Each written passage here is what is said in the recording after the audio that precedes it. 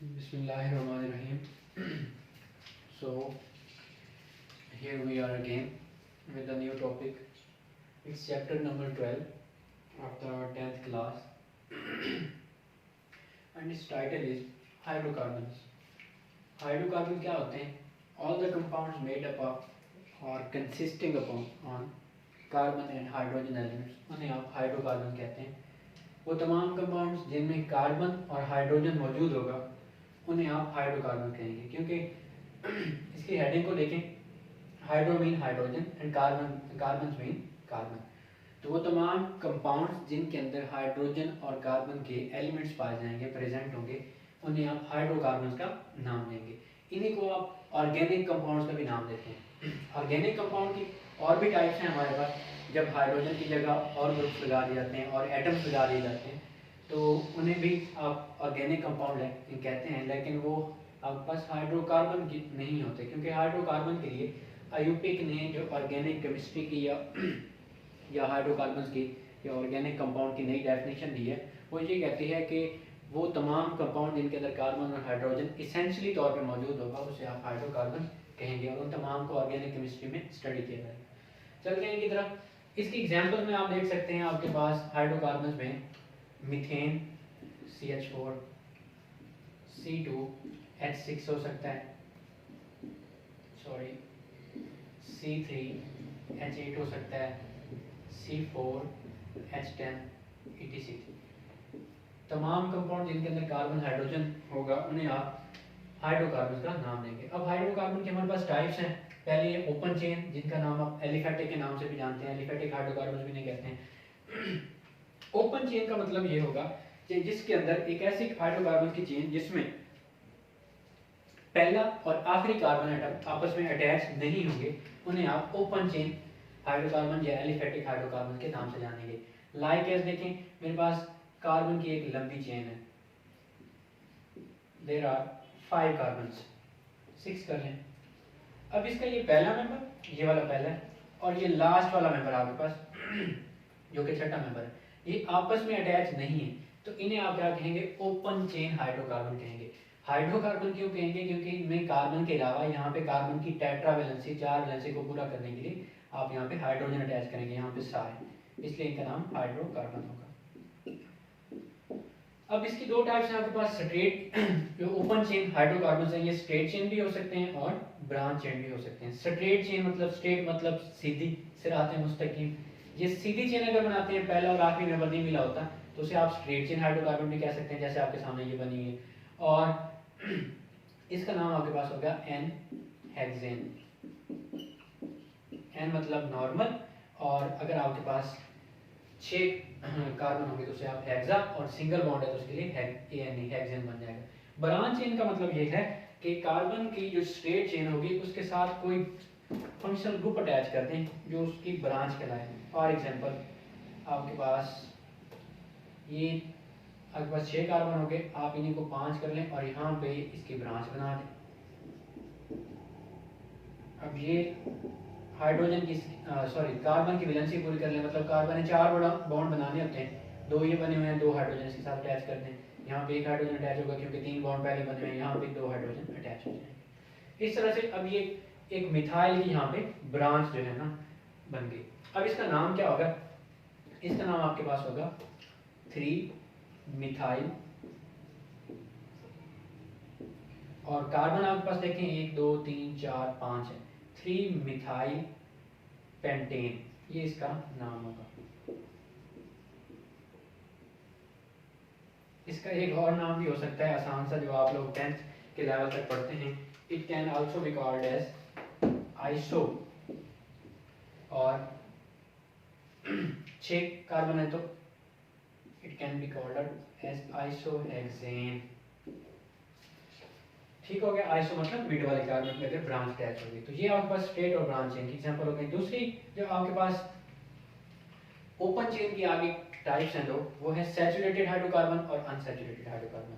Saturated मतलब जब भी सैचुरेटेड का वर्ड आए तो आपने जहन में रखना है कि वहाँ पे सिंगल बॉन्ड की बात होगी. और अनसैचुरेशन की मतलब, अनसैचुरेशन की बात जब भी होगी, अनसैचुरेटेड की बात होगी, तो वहाँ पे कार्बन कार्बन के दरमियान डबल बॉन्ड या ट्रिपल बॉन्ड होगा. अनसैचुरेटेड का मतलब इनमें कोई चीज़ ऐड की जा सकती है, डबल बॉन्ड होगा, ट्रिपल होगा, उनमें से जो एक बॉन्ड है उसको तोड़ के कोई चीज़ ऐड की जा सकती है। और सैचुरेटेड में सिंगल बॉन्ड होता है, उसको तोड़ना आसान नहीं होता, तो क्योंकि वो स्ट्रॉन्ग होता है, उसको तोड़ना आसान नहीं होता, इसलिए इनमें कोई चीज़ ऐड नहीं की जा सकती, इसलिए इनके अंदर हम सिंगल बॉन्ड होता है। और इसकी एग्जाम्पल्स की अगर हम बात करते हैं तो बहुत सारे एग्जाम्पल्स हैं आपके सामने, सारे के सारे अल्केन्स जो हैं, इनका दूसरा नाम आप अल्केन्स भी कह सकते हैं। सारे के सारे जो अल्केन्स होते हैं वो सैचुरेटेड हाइड्रोकार्बन होते हैं। मिसाल के तौर पे CH4, C2, H6, C3, H8। इनका जनरल फार्मूला होता है CnH2n+2। ये जो n है ये है यहाँ पे नंबर ऑफ कार्बन एटम्स। अगर मैं पुट करता हूँ इसकी वैल्यू, इसमें से कार्बन वैल्यू इस फार्मूले में पुट करूँ तो क्या ये इसके ऊपर एप्लीकेबल है या नहीं, तो ये हम देख लेते हैं। देखें कार्बन की यहाँ पे वैल्यू है 2, CnH2n+2 फार्मूला है, n की जगह 2 वैल्यू पुट करते हैं, हाइड्रोजन में जो n है यहाँ पे भी 2 वैल्यू पुट करते हैं, +2 करते हैं। तो इसको हम हल किस तरह से करेंगे, देखें ये बन जाएगा आपके पास C2 और ये 2 2 4 +2, दैट विल बी C2H6। तो ये इसका मॉलिक्यूलर फार्मूला हो जाएगा। इसमें देखें इसको ड्रा करें तो सिंगल बॉन्ड होगा इसमें, तो वो तमाम हाइड्रोकार्बन जिनके अंदर सिंगल बॉन्ड होता है उन्हें आप सैचुरेटेड हाइड्रोकार्बन कहते हैं।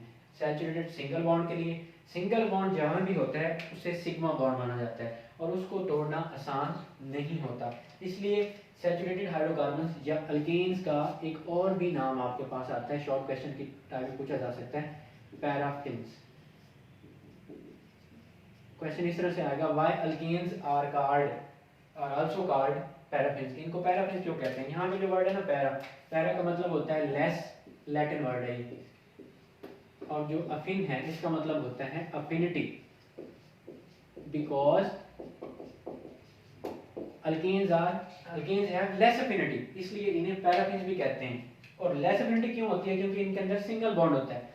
सिंगल बॉन्ड जो होता है डबल की निस्बत और ट्रिपल की निस्बत ज्यादा ताकतवर होता है, ज्यादा मजबूत होता है, इसको तोड़ना आसान नहीं होता, इसलिए इजीली टूटेगा नहीं, तो ये किसी के साथ रिएक्ट नहीं करेगा। यही वजह है कि alkanes are also called as paraffins.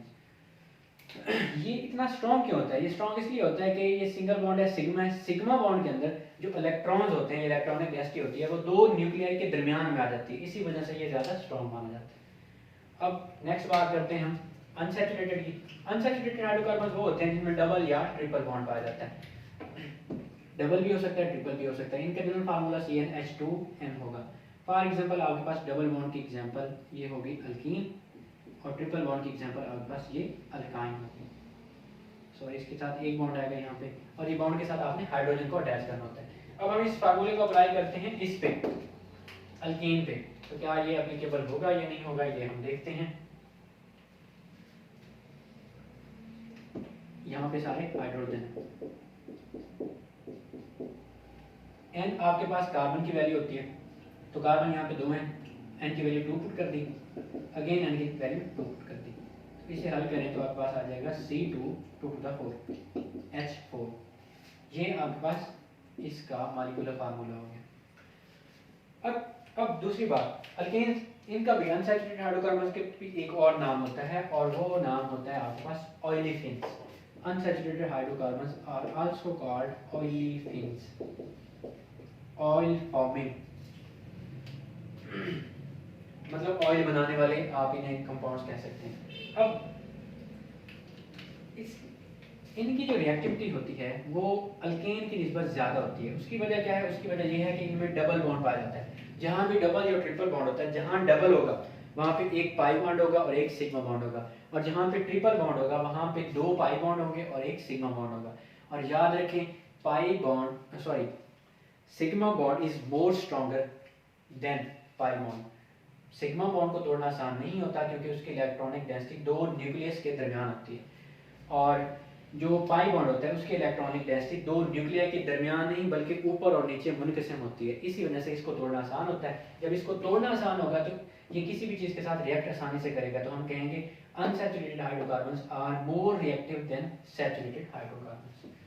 Last हमारे पास बात रहेगी क्लोज चेन हाइड्रोकार्बन की। क्लोज चेन हाइड्रोकार्बन क्या होते हैं? जब भी हाइड्रोकार्बन की चेन का पहला और आखिरी मेंबर आपस में मिला हुआ होगा उसे आप क्लोज चेन हाइड्रोकार्बन या साइक्लिक हाइड्रोकार्बन कहेंगे, क्योंकि वो कार्बन आपस में मिलकर एक साइकिल बना सकते हैं। इसी एग्जाम्पल को टर्न करते हैं। इसमें 6 कार्बन थे, तो 6 कार्बन को आपस में मिला लें। ये पहला कार्बन हो गया, ये आपके पास दूसरा, ये तीसरा कार्बन, ये चौथा, ये पांचवा और ये यहाँ पे छठा कार्बन। ये 6 कार्बन आपस में मिल गए हैं, पहला और आखिरी मेंबर, ये पहला, ठीक है, और ये इसका आखिरी मेंबर, ये आपस में मिल गए हैं, इन्होंने मिलकर एक साइकिल बना दिया, इसलिए इसे हम क्लोज चेन हाइड्रोकार्बन का नाम देंगे। अब इसका नाम क्या होगा? कार्बन की वैलेंसी पूरी कर लें तो यहाँ पे 2 हाइड्रोजन, क्योंकि 2 बॉन्ड बनाए हुए हैं तो 2 हाइड्रोजन अटैच करने पड़ेंगे, 2 बॉन्ड बने हुए हैं 2 हाइड्रोजन, सबके साथ आपके पास 2 हाइड्रोजन आपको अटैच करने पड़ेंगे। सिंगल बॉन्ड है, 6 कार्बन है, देखें साइकिल के फॉर्म में अटैच है, तो नाम क्या होगा? साइक्लो।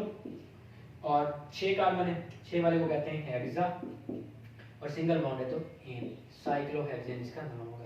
इसी तरह से कि इसके एग्जांपल में आप साइक्लोब्यूटेन, बेंजीन वगैरह ये सारे ऐड कर सकते हैं। देखें जी किस तरह से होगा। साइक्लोब्यूटेन की अगर हम बात करते हैं, ब्यूटा कहते हैं 4 कार्बन वाले को, ये पहला कार्बन, ये दूसरा, ये तीसरा और ये रहा चौथा। इनको हमने साइकिल के फॉर्म में अटैच कर दिया। कार्बन टेट्रावैलेंट है, 4 बॉन्ड बनाता है, 2 बने हुए हैं, 2 हाइड्रोजन आप अटैच कर दें। साइकिल की फॉर्म में है तो इसका नाम हो जाएगा, साइकिल की फॉर्म में तो साइक्लो, ब्यूटा कहते हैं 4 वाले को, और ए यानी सिंगल बॉन्ड के लिए, तो ये हो जाएगा cyclobutane.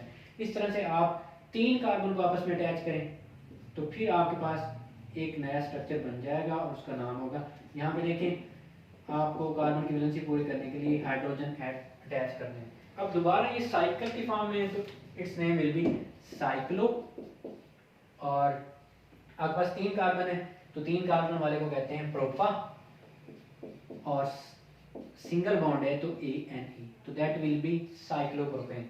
Benzene most favourite of the organic chemistry students, ये रहा बेंजीन। इसमें 3 डबल बॉन्ड होंगे और 3 ही सिंगल बॉन्ड होंगे, और इसका मॉलिक्यूलर फार्मूला होगा C6H6, और इस भाई साहब का नेम होगा बेंजीन।